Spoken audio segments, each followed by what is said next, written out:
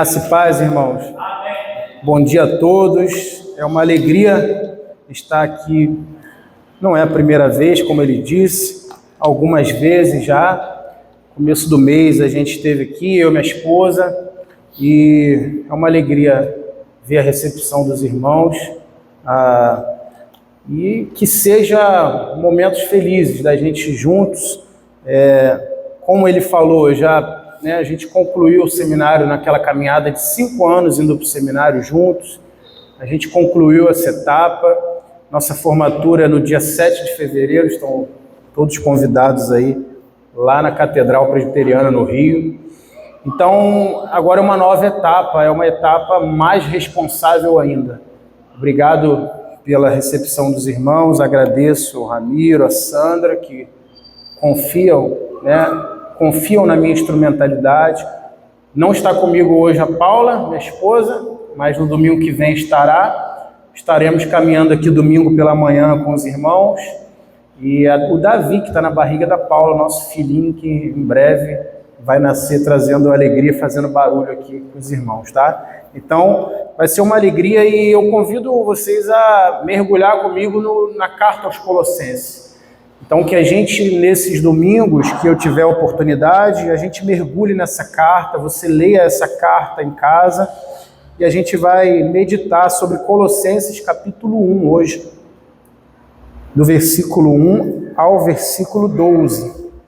Colossenses, carta do apóstolo Paulo aos Colossenses, capítulo 1, versículo 1 ao 12, ele disse que eu só tenho até meio-dia para pregar, então eu vou correr um pouquinho. Todos acharam? Amém? Eu vou fazer a leitura e peço que os irmãos acompanhem aí junto comigo. Colossenses, capítulo 1, verso 1 a 12, diz assim: Paulo, apóstolo de Cristo Jesus, por vontade de Deus, e o irmão Timóteo, aos santos e fiéis irmãos em Cristo, que se encontram em Colossos, graça e paz a vós outros, da parte de Deus, nosso Pai. Damos sempre graças a Deus, Pai de nosso Senhor Jesus Cristo, quando oramos por vós. Desde que ouvimos da vossa fé em Cristo Jesus e do amor que tendes para com todos os santos, por causa da esperança que vos está preservada nos céus, da qual antes ouvistes pela palavra da verdade do Evangelho, que chegou até vós, como também todo o mundo está produzindo fruto e crescendo. Tal acontece entre vós, desde o dia em que ouvistes e entendestes a graça de Deus na verdade. Segundo fostes instruídos por Epáfras, nosso amado conservo, e quanto a vós outros, fiel ministro de Cristo, o qual também nos relatou do vosso amor no Espírito. Por essa razão, também nós, desde o dia em que ouvimos, não cessamos de orar por vós e de pedir que transbordeis de pleno conhecimento da sua vontade, em toda a sabedoria e entendimento espiritual, a fim de viverdes de modo digno do Senhor para o seu inteiro agrado, frutificando em toda boa obra e crescendo no pleno conhecimento de Deus, sendo fortalecidos com todo o poder, segundo a força da sua glória, em toda a perseverança e longanimidade com alegria, dando graças ao Pai que vos fez idôneos à parte que vos cabe da herança dos santos na luz. Até aqui, irmãos. Nosso irmão já orou. A Epístola dos Colossenses, irmãos, é uma das joias teológicas do apóstolo Paulo.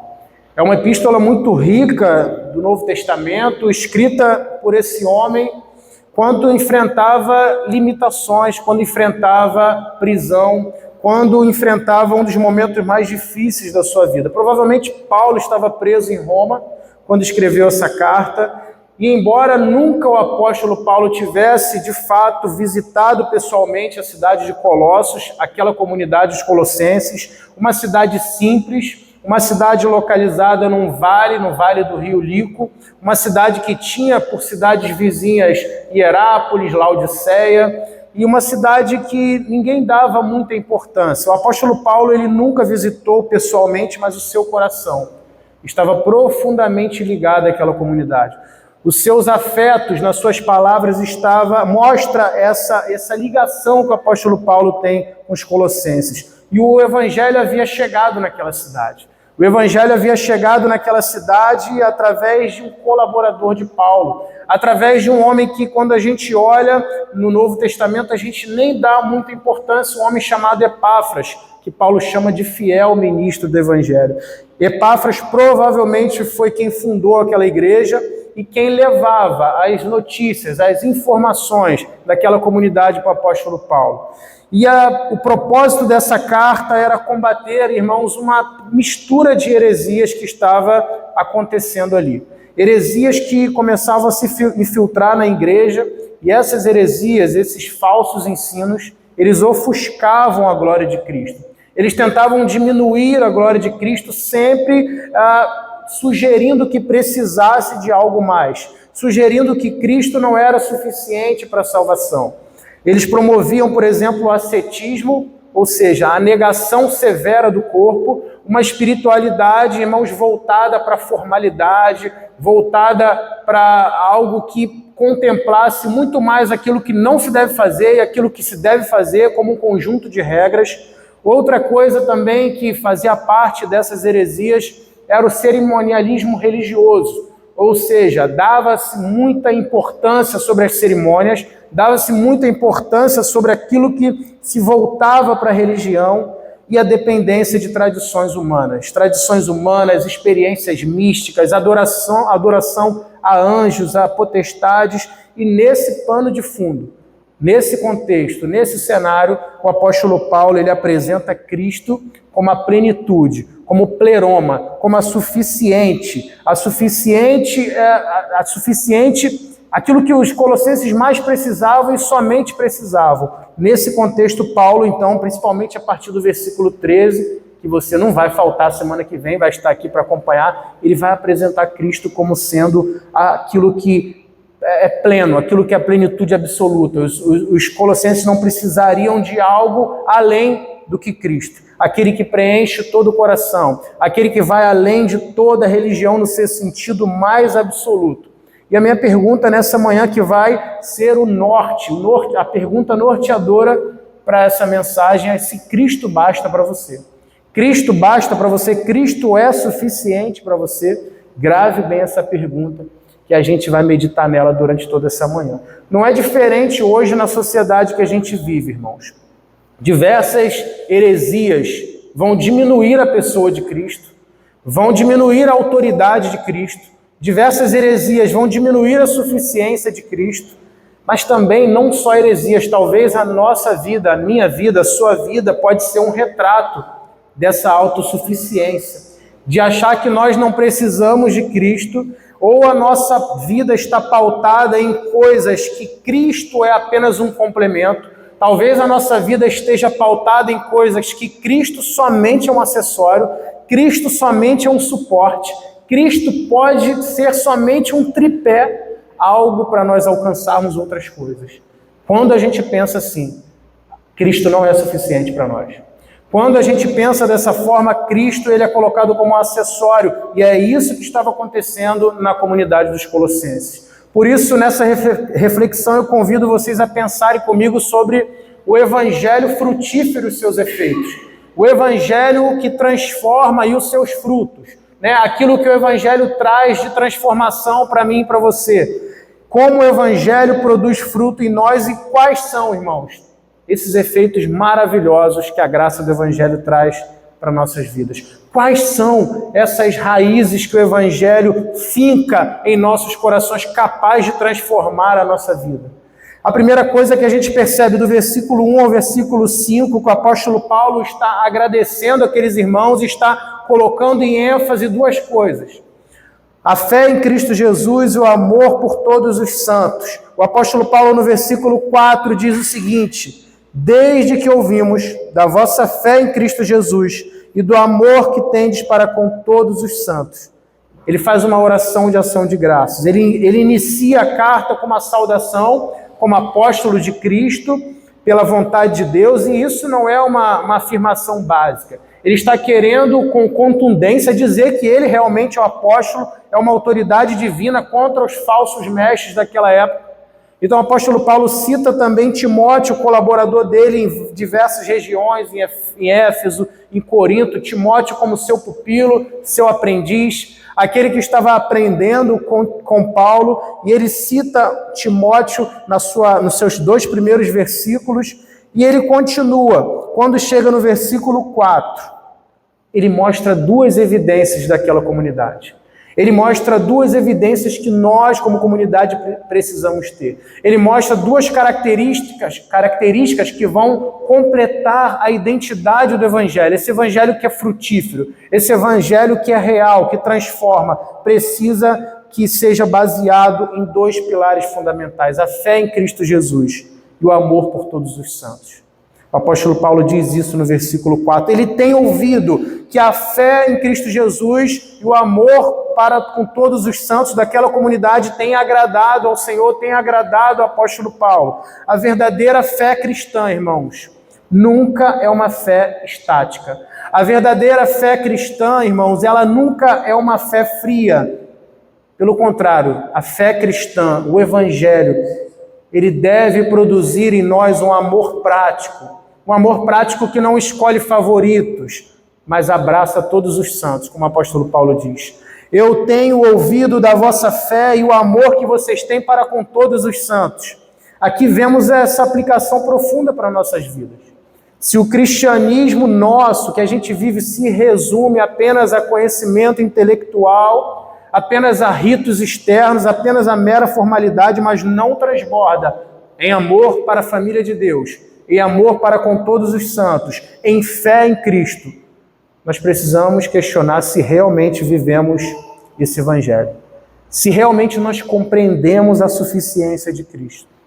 Se o Evangelho frutificou, irmãos, em nosso coração, nós somos chamados a viver uma fé em Cristo, uma fé prática naquele que encarnou nessa terra por nós, naquele que pisou nesse chão, como eu e você pisamos hoje, naquele que se manifestou o Verbo vivo, naquele que o apóstolo disse que nos libertou do império das trevas. Se o Evangelho frutífero frutificou o nosso coração, nós precisamos viver uma fé nesse Cristo que é o pão da vida, nesse Cristo que é o Verbo encarnado, nesse Cristo, irmãos, que nós cantamos aqui que não tinha beleza alguma, nesse Cristo que nenhuma majestade atraiu os homens, nesse Cristo que era indigno. Se o Evangelho frutificou em nosso coração, nós precisamos crer nesse Cristo que muda a nossa vida. O Evangelho que frutifica é aquele que nasce na fé genuína que nos faz parecer com Cristo. Não é baseado em programas, não é baseado em resultados de nossos esforços, não é baseado em ascetismo religioso do tipo, faça isso, evite aquilo, não use essa roupa, não vá dessa forma, não fale isso, apenas isso. É bem verdade que o Evangelho transforma o nosso modo de falar, de nos vestir, de viver. Mas o que aconteceu aqui é que Cristo estava abaixo de todo esse comportamento moral. Cristo estava abaixo de toda essa mera formalidade, mas o Evangelho que frutifica, irmãos, deve expressar a nossa fé em Cristo no dia a dia. Nas adversidades, nas dificuldades, quando a tristeza do dia mal bater a nossa porta, quando a nossa saúde estiver abatida, essa fé deve sustentar a nossa vida. Quando nossos corações, os desejos dos nossos corações não forem atendidos, estamos no mês de janeiro, talvez você fez uma listinha lá de quantas coisas você quer alcançar ao decorrer desse ano. Mas quando nossos desejos não forem atendidos, a nossa fé nesse Cristo deve sustentar a nossa vida cristã. A nossa fé, ela é um dom de Deus e por isso ela não cai do céu do nada. Por isso a gente precisa labutar clamando por ela. Clamar ao Deus vivo que nos abasteça dessa fé. Clamar a Deus que nos abasteça dessa fé que alimenta a nossa alma, que nos faz caminhar na suficiência de Cristo. E aí eu torno a perguntar, mesmo diante disso tudo, Cristo basta para você? Quando seus pedidos não são atendidos, quando a saúde não está tão boa, quando as finanças não fecham, a pergunta é, Cristo basta para você? A fé não provém de leituras, irmãos, de bons livros, por mais que seja importante. Essa fé viva, ela não provém de boas músicas, por mais que isso nos alimente de alguma forma. A fé não advém de atendimentos terapêuticos, por mais que isso vá aliviar algum momento as nossas dores. Mas essa fé robusta que nós estamos falando e que o apóstolo Paulo está pregando, ela vem de Cristo, ela provém de Deus, de um relacionamento com aquele que é o pastor e bispo das nossas almas, com aquele que nos deu uma nova identidade, com aquele que nos reconciliou. Essa fé robusta nós só conseguimos se nós recorrermos a Cristo. Cristo basta para você. Por isso, meu amado irmão, relacione-se com Jesus, para que tenha essa fé e amor para com todos os santos. O evangelho frutífero também vai apresentar uma dinâmica interessante, que a gente vai ver do versículo 6 ao versículo 8. O evangelho frutífero vai apresentar uma dinâmica, um crescimento contínuo e movimento desse evangelho. Olha comigo o versículo 6. Ele está falando que chegou até vós, como também em todo o mundo. Olha o alcance do evangelho. Está produzindo o quê? Fruto e crescendo. Olha a dinâmica do evangelho. Tal acontece entre vós, desde o dia em que ouvistes e entendestes a graça de Deus na verdade, segundo fostes instruído por Epáfras, nosso amado conservo, e quanto a vós outros, fiel ministro de Cristo, o qual também nos relatou do vosso amor no Espírito. O evangelho, irmãos, é dinâmico, o evangelho é contínuo, ele tem movimento, o evangelho ele é na verdade e na graça. O apóstolo Paulo está agradecendo porque Epáfras informou para ele que aquele evangelho estava crescendo não só em Colossos, mas em todo o mundo. E mais do que isso, aquele evangelho estava dando crescimento, estava produzindo fruto. Paulo explica que essa fé e esse amor vão brotar disso. O evangelho não é um sistema de autoajuda para o aqui, para o agora, para resolver nossas questões, mas é uma mensagem dinâmica que transforma todo o mundo, que vai além, irmãos, dessas paredes que nós estamos aqui, que vai além do bairro que nós nos localizamos. O evangelho ele tem o seu caráter abrangente. Esse versículo 6 mostra isso para nós, mostra a universalidade do evangelho. O evangelho ele é produzido em todo o mundo, ou seja, essa mensagem que nós pregamos, essa mensagem que nós cremos, ela não se limita à tradição, ela não se limita à cultura, ela não se limita a um local geográfico. Ela vai além, ela transcende, ela transforma aquele que é de São Gonçalo, mas ela transforma aquele que é da África, que fala outro idioma. Paulo está falando do evangelho que frutifica. Um evangelho que é vital, que traz vitalidade, porque ele diz, está produzindo fruto, está crescendo. O evangelho, então, irmãos, é uma força viva. Onde ele chega, algo muda. Não há como o evangelho chegar em algum lugar, chegar em algum coração e não produzir fruto. Não há como o evangelho ser disseminado em alguma região e não trazer resultados. Ele é uma força viva, ele não é estático. O evangelho é dinâmico, o evangelho cresce e produz fruto em nosso coração. E por isso nós estamos aqui. Em terceiro lugar, o evangelho ele traz veracidade, porque o apóstolo Paulo disse, olha, vocês compreenderam a graça de Deus na verdade. Ou seja, não é uma graça barata, não é um emocionalismo, mas ela é a verdade revelada daquele que é o próprio Cristo, aquele que é o evangelho. O evangelho frutífero ele é comparado, então, podemos comparar uma planta vigorosa, que não apenas, irmãos, cresce com uma expansão externa, mas essa planta produz fruto, e essa fruta é a transformação interna que Deus faz no nosso coração. Isso nos ensina também algo importante aqui, porque um homem que ajudou o apóstolo Paulo nesse evangelho chama-se Epáfras. Um homem que é um homem pouco conhecido, pessoas comuns, pessoa comum. Então nós devemos entender que sendo pessoas comuns, nós também temos a incumbência, temos a responsabilidade de pregar esse evangelho. O apóstolo Paulo diz que aquele evangelho foi pregado a partir de Epáfras, seu conservo, fiel ministro do Senhor. Então a pergunta que fica para nós é a pergunta se nós estamos sendo Epáfras em nossa comunidade. se nós estamos sendo usados com a nossa pouca instrumentalidade, mesmo sem o melhor vocabulário, mesmo sem a melhor oratória, mesmo sem ter feito seminário. Você tem sido Epáfras na comunidade que você está? Qual tem sido a sua contribuição real para esse crescimento contínuo, em movimento do Evangelho? Na sua comunidade de fé, você tem contribuído como Epáfras? Tem sido fiel à sua comunidade na pregação do Evangelho como Epáfras? Ou você tem sido apenas um espectador do Evangelho? Aquele que senta domingo após domingo e somente consome e assiste. Ou você tem sido um consumidor desse Evangelho? Ou talvez nós estamos num cenário daquele que viveu coisas em igreja e talvez esteja traumatizado por aquilo que viveu, experiências ruins. E aí a fala é a seguinte: naquela época deu errado, eu não quero me envolver mais. Eu me machuquei com uma situação, então não quero me envolver com a igreja, porque a igreja traz muito problema. De fato, meu amado irmão, nós também éramos um problema para Deus. Nós éramos um problema porque o pecado era um problema crônico que eu e você tínhamos que conviver. Se não fosse Cristo a solução para esse problema, eu e você estaríamos entorpecidos e empodrecidos por esse pecado. Então nós éramos um problema e mesmo assim, Deus olha para esse problema e Deus resolve o nosso problema através de Cristo. Então nós agora, como gratidão, precisamos, irmãos, nos envolver como Epáfras no nosso dia a dia nesse reino. Então, meu amado irmão, esse crescimento do reino instituído por Cristo não se limita também a somente a nossa igreja. Não se limita às nossas quatro paredes. O crescimento do reino que o apóstolo Paulo se refere vai além. Não se limita a nenhuma denominação.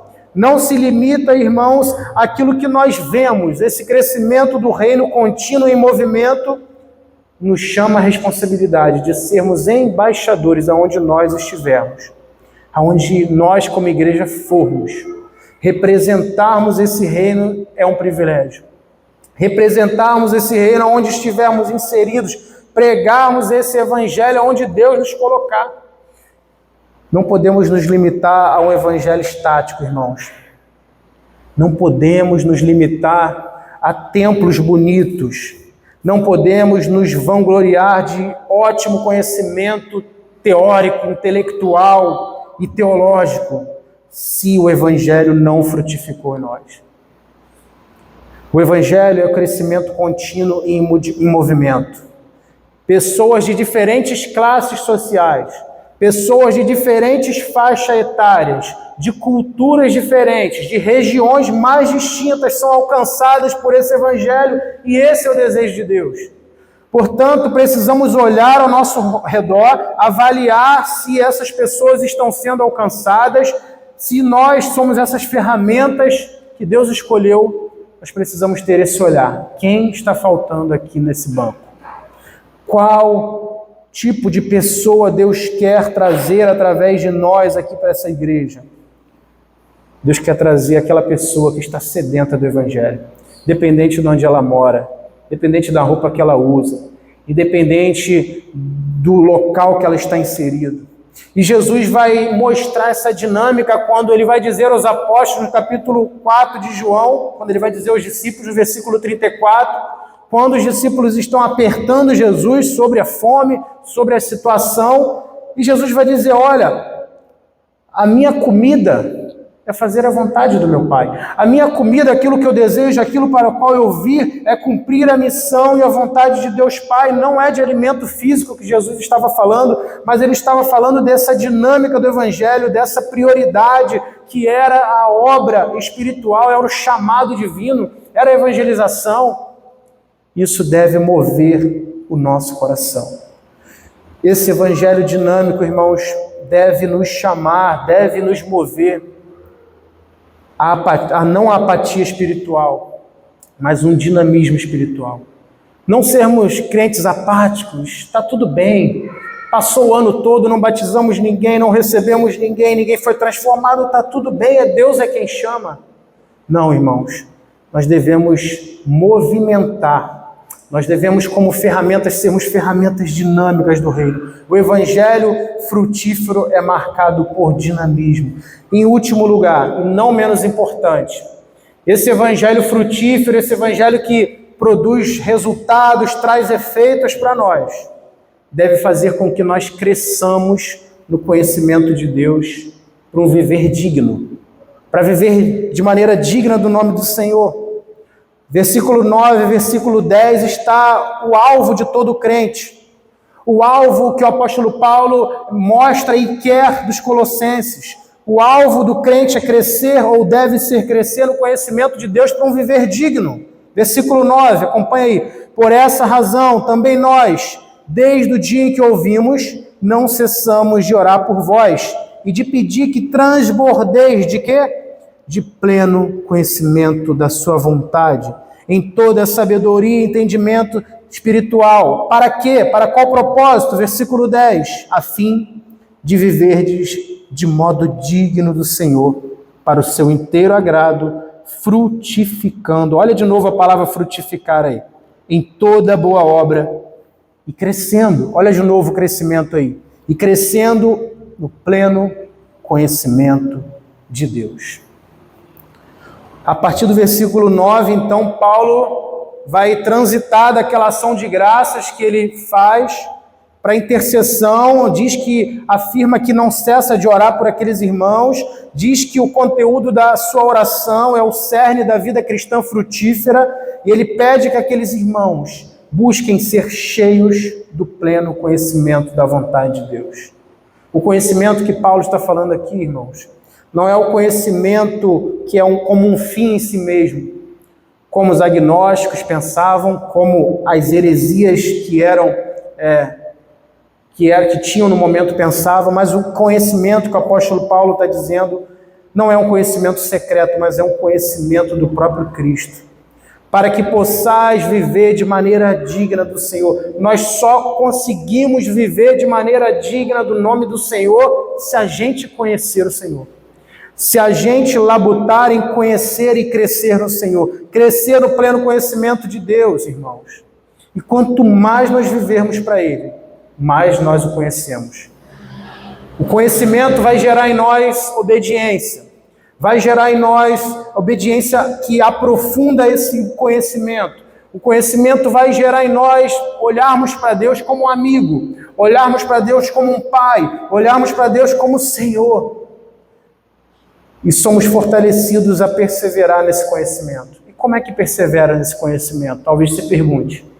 Fortalecimento espiritual, irmãos, que vem através da oração, que não vem de nós. Fortalecimento espiritual que vem através da meditação na palavra. Fortalecimento espiritual que vem através da comunhão e compartilhar as necessidades uns com os outros. Fortalecimento espiritual que vem desse tripé de oração, palavra e discipulado.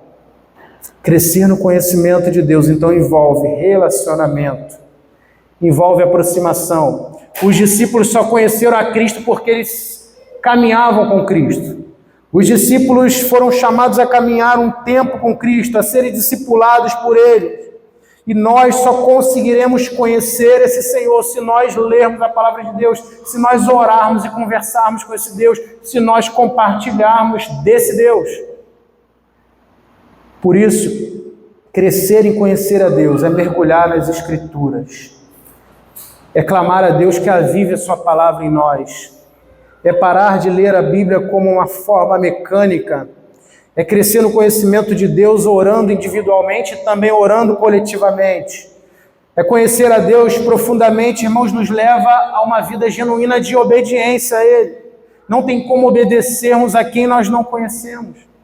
Você só obedece aos seus pais, querido adolescente, querido jovem, se você conhecer a vontade dos seus pais.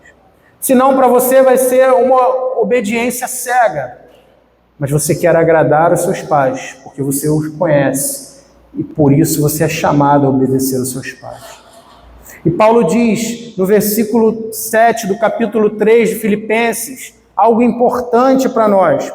algo que ele vai considerar como esterco. Eu nem posso falar a palavra original desse termo lá em Filipenses, quando ele diz algo que Paulo vai considerar como fezes, aquilo que ele conseguiu de conhecimento, aquilo que ele tinha como figura importante no farisaísmo. Ele vai dizer: o que para mim era lucro, passei a considerar por perda por causa de Cristo.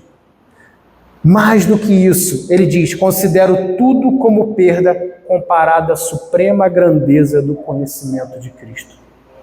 Meu amado irmão, tudo que você conheceu na sua vida, se comparado à grandeza de conhecer a Cristo, tudo é considerado esterco, tudo é considerado fezes, comparado à suprema grandeza da beleza desse Cristo que nós pregamos.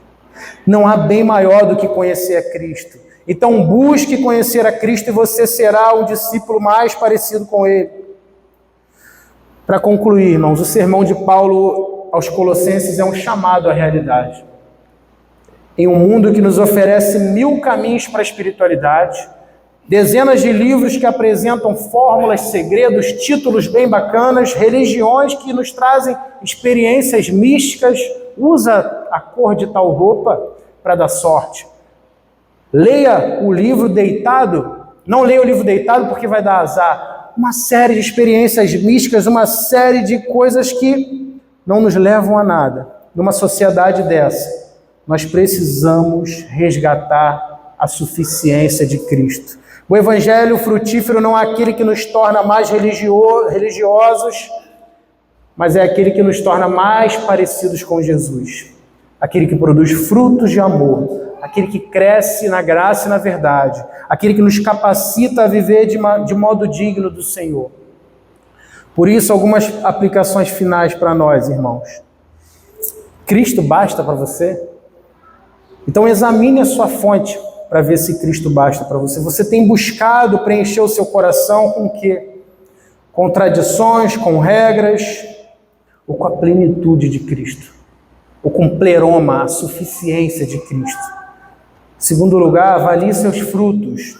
O Evangelho tem produzido em você um amor real pelos irmãos, um desejo de agradar a Deus em toda boa obra. Você tem sido um Epáfras para algum irmão, um colaborador do reino? Avalie os seus frutos. Terceiro lugar, meu amado irmão, busque o conhecimento prático. Estude a Bíblia, mas não estude a Bíblia apenas para saber mais, mas estude a Bíblia para conhecer a Cristo e assim viver de modo digno, que o Senhor seja glorificado em cada detalhe do seu dia, em cada célula do seu corpo, em cada pensamento que vier sobre você. Que Cristo basta, que Cristo baste, que Cristo seja suficiente para nós. Vamos orar, meus irmãos. Pai, obrigado, Senhor, pela Tua palavra. A Tua palavra que é a verdade revelada, a Tua palavra que é o próprio Cristo, o Verbo encarnado que veio até nós. Senhor, nós te agradecemos pela Tua palavra porque ela nos transforma. Te agradecemos, Senhor, porque o Senhor é aquele que supre as nossas necessidades. Nos traz, Senhor, a consciência de um evangelho frutífero que produz efeitos, resultados, que produz frutos, Senhor. Frutos de arrependimento, fruto de uma nova vida, fruto, Senhor, de um viver do modo digno do Senhor.